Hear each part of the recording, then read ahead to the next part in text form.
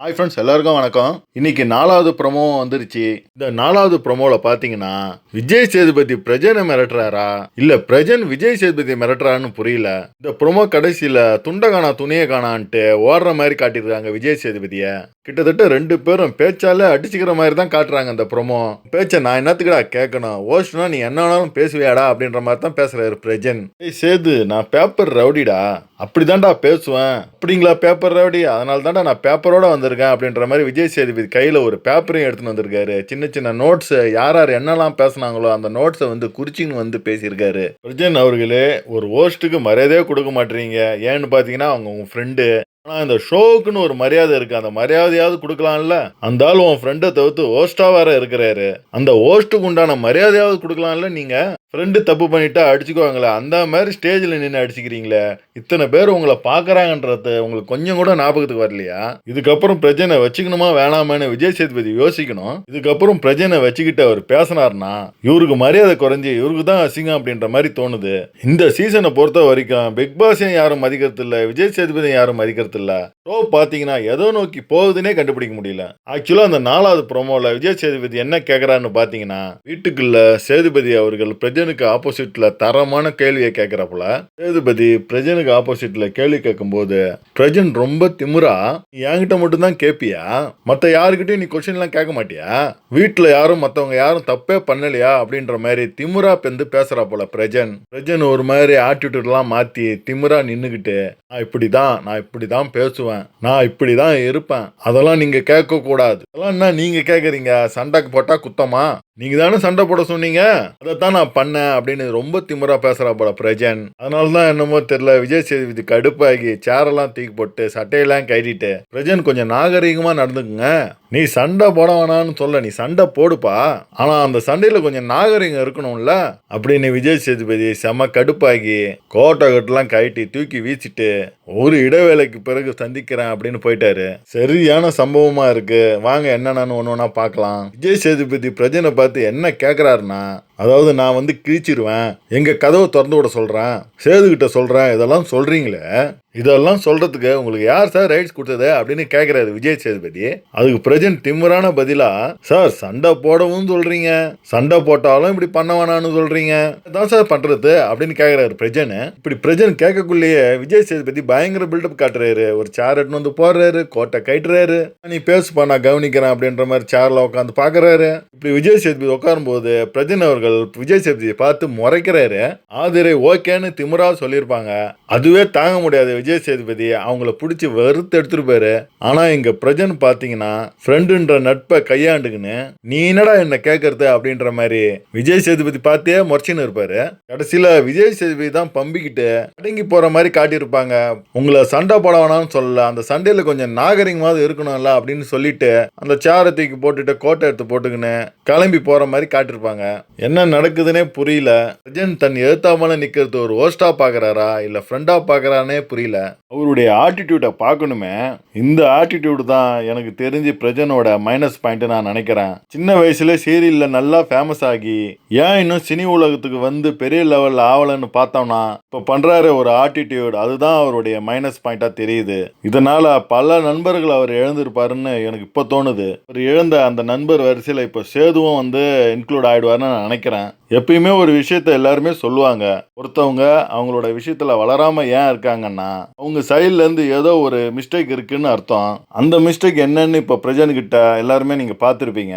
எல்லா இடத்துலயும் பிரஜன் பண்ற தப்பு என்னன்னா எல்லாத்துலயும் நான் தான் கரெக்ட், எல்லாரோட நான் தான் மேல, என்ன அடிச்சுக்க ஆள் இல்ல, நான் நினைச்சேன்னா எல்லாரும் அடிச்சு துரத்தி விட்டுருவேன், அந்த மாதிரி ஒரு கேவலமான மென்டாலிட்டியோட தான் சுத்திட்டு இருக்காரு பிரஜன். இந்த மாதிரி விஷயத்த விஜய் சேதுபதி கேட்ட உடனே பிரஜன் எந்திரிச்சு, நீங்க சொன்னது எதுவுமே நான் சொல்லலன்னு சொல்ல வரல, நான் எல்லாத்தையுமே தான் சொன்னேன், ஆமா நான் தான் சொன்னேன், நான் சண்டை போடுறதுக்காக தான் அப்படி சொன்னேன், நான் சண்டையும் போட்டேன், நீங்க தானே சொன்னீங்க சண்டை போடலான்னு, நீங்களே சண்டை போடலான்னு சொல்லிட்டு நான் சண்டை போட்டேன்னா நீங்களே அது தப்புன்னு சொல்றீங்களே, இது எந்த விதத்துல நியாயம் அப்படின்னு கொஸ்டின் வைக்கிறாரு பிரஜன். இவருக்கு இன்னும் புரிய மாட்டேங்குது, இவர் வீட்டுல சண்டை போடுறாரா இல்ல சண்டை போடுறவங்களை அசிங்கப்படுத்துறாரா?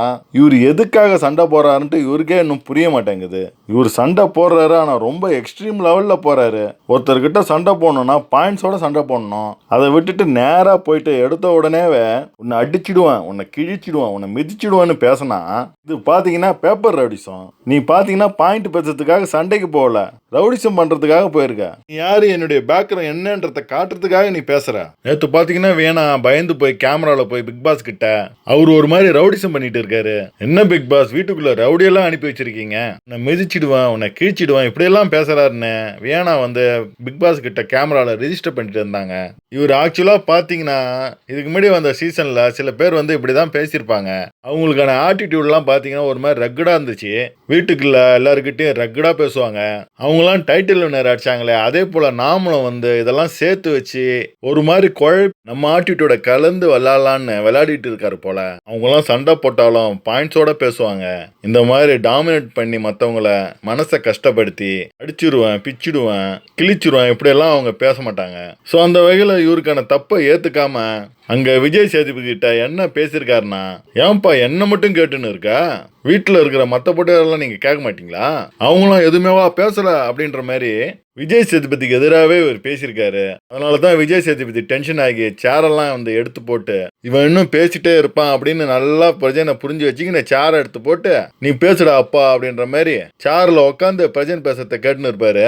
பிரஜன் தன் தப்ப உணராம நான் பேசுறது தான் கரெக்ட், நான் அப்படிதான் பண்ணுவேன் அப்படின்ற மாதிரி ஒரு மாதிரி ஆட்டிடியூட் காட்டுவாரு. இப்படி சொன்ன பிரச்சனை பார்த்து டென்ஷன் ஆன விஜய் சேதுபதி சேரெல்லாம் தூக்கி போட்டு கோட்டுக்கிட்டெல்லாம் கேட்டிட்டு, நான் சண்டை போட வேணாம்னு சொல்லல, நீ சண்டை வேணாலும் போடு, ஆனா அந்த சண்டையில நாகரிகம் இருக்கணும், நாகரிகம் இல்லாம நீ நடந்துக்கிட்டு சண்டை போட்டுன்னு இருந்தா நான் கேட்கத்தான் செய்வேன். அடுத்த ஆளை கேட்கலன்னு சொல்றேன், நானும் அடுத்த ஆளை கேட்டுட்டு தான் இருக்கிறேன், ஒவ்வொரு வாரமும் கேட்டுட்டு தான் இருக்கேன், எல்லா பிரச்சனையும் கேட்க தான் நான் இருக்கேன். இப்ப உன்கிட்ட கேட்ட கேள்விக்கு நீ ஒழுங்கா பதில சொல்லு அப்படின்னு சொல்றாரு விஜய் சேதுபதி. ஆனா பிரஜனை போட்டு பொலன்னு பொழந்து கட்டிருக்காரு விஜய் சேதுபதி. விஜய் டீம் எவ்வளோ எடிட் பண்ணி கட் பண்ணி போடுறாங்கன்னு தெரியல. 1 மணி நேரம் எபிசோட்ல கொஞ்சம் குறைவா தான் காட்டுவாங்க. பிரஜன் ஏன் டென்ஷன் ஆகி பேசுறாருன்னு பார்த்தா விக்கல்ஸுக்கு மக்கள் கிட்ட இருந்து செம்ம சப்போர்ட்டான். விக்கல்ஸை பார்த்தோன்னே மக்கள் எல்லாம் கை தட்டுறாங்களாம். அது மட்டும் இல்லாம விஜய் சேதுபதி பயங்கரமா புகழ்ந்து பேசுறாராம். இதெல்லாம் பிடிக்காம தான் நம்ம பிரஜன் அவர்கள் விஜய்ஸ் கிட்ட அந்த காண்டை காட்டியிருக்காரு. ஆனா பிரஜனுக்கு பாத்தீங்கன்னா இது மிகப்பெரிய மைனஸ். மக்கள் கிட்ட இருந்த கொஞ்ச நஞ்சம் நல்ல பேரையும் அவர் கெடுத்துக்கினாரு. விஜய்ஸே ஏத்து பேசிட்டாரா, வா இவர் சூப்பர் அப்படின்லாம் மக்கள் பேச மாட்டாங்க. மக்கள் பிக் பாஸ் ஷோவை முழுமையா பாக்குறாங்க. அது மட்டும் இல்லாம 24/7 லைவ்லயும் பாக்குறாங்க. இவங்க எல்லாம் என்னென்ன அட்டகாசம் பண்றாங்க, என்னென்ன சேகை பண்றாங்கன்னு மக்களுக்கு எல்லாமே தெரியும். மக்கள் என்ன பண்ணுவாங்க, இந்த வாரம் இவர் தப்பிச்சிடலாம், அடுத்த வாரம் நாமினேஷன்ல வந்துட்டாருன்னா மக்கள் இவரை ஓட்டு போடாம இவரை தூக்கி கொத்தா வெளியே போட்டுருவாங்க. எனக்கு தெரிஞ்சு இந்த வாரம் நாமினேஷன் லிஸ்ட்ல இவர் வந்தாருன்னா அடுத்த வாரம் இவர் தான் கன்ஃபார்ம் வெளியே போறது. ஏன்னு பாத்தீங்கன்னா ஹோஸ்ட் அப்போஸ் பண்ணி பேசுறதுன்றது பிக் பாஸும் ஏத்துக்க மாட்டார், விஜய் டீமும் ஏத்துக்க மாட்டாங்க. எந்த வழியிலாவது இவரை வந்து தூக்கத்தான் முயற்சிப்பாங்க. மேபி மிட்விக் எவிஷன்ல கூட ஒழுங்கின்மை காரணமா இல்லாம கன்ஃபெஷன் கூட்ட அப்படியே வழி அனுப்பி வச்சிருவாங்க பிரஜனை. நமக்கான மிஸ்டேக்ஸை நாம திருத்திக்கணும், என்ன மிஸ்டேக்னு கண்டுபிடிச்சி அது வந்து பாத்தீங்கன்னா பிக் பாஸ் உள்ள போனா அவங்க மிஸ்டேக் என்னன்னு கரெக்டா வந்து தெரிஞ்சுக்கலாம். ஒரு இடத்துல தப்பு பண்றோன்னு தெரியுதா, இது பாத்தீங்கன்னா தப்பா போகுதுன்னு நமக்கு புரியுதா, அதை உடனே நம்ம மாத்திக்கணும், திருத்திக்கணும். அதை விட்டுட்டு அதுக்கு எதிராக வந்து நான் அப்படிதான், நான் இப்படிதான், நான் வளர்ந்த வதமே இப்படிதான் அப்படின்னு விதண்டாவதம் பேசக்கூடாது. அது பாத்தீங்கன்னா மேலும் உங்க வாழ்க்கையை வந்து கெடுக்க ஆரம்பிச்சிடும். மக்களே பிரஜன் பேசுனது தவறா கரெக்டானு மறக்காம கமெண்ட்ல கமெண்ட் பண்ணுங்க. உங்களை அடுத்த வீடியோவில் சந்திக்கிறேன். பாய்.